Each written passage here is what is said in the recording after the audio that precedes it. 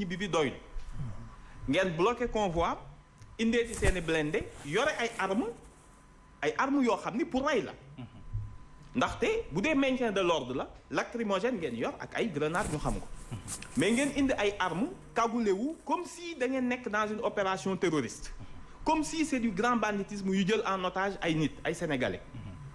ñu cagoulé wu mel ni ñu nekk Mali ci désert bi mel ni ñu nekk dans une zone de guerre ñu jël le président Ousmane Sonko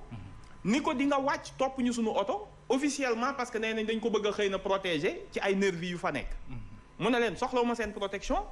nga gis ñu joxe ordre officier de police toj vitre yi pour viser ay bëtam xam nga ak vitre ku toog nga ko mën nga ko blessé verre yi mën na ko faat bu doon dafa armé mu bañ ba pare mu nekk sax dans une situation délictuelle maanaam dafa nekk koo xamante ni bi nga naan ko wàccal oto bi dafa am lu mu def laaj na leen yaa ngi dégg ñépp mu ne commissaire bi soo bëggee ma wàcc dugg ci oto bi da nga may signifier ni je suis en état d'arrestation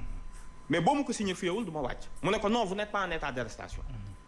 ñu wàcce ko ci oto bi dans des conditions yoo xam ni policier bi doon toj oto bi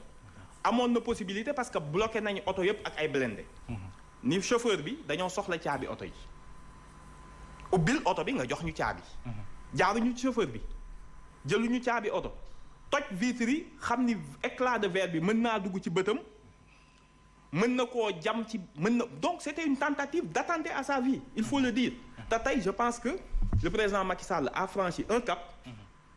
bu leer ni Ousmane Sonko muy bakkanam dinaa ko jël liberté am dinaa ko jël mais moom du bokk ci ay élections lu ma jaral na ma ko dans des conditions yoo xam ne respecté wul yoon c'est une li xew tey je pense que Sénégal yépp ñoo waroon a yeewu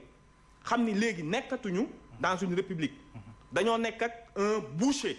on a un président on n'a plus un président de la république on a un boucher politique d'accord alors te kooku dama bëgg ñëw ñi xam ko qui commence désormais après emprisonnement bi il veut désormais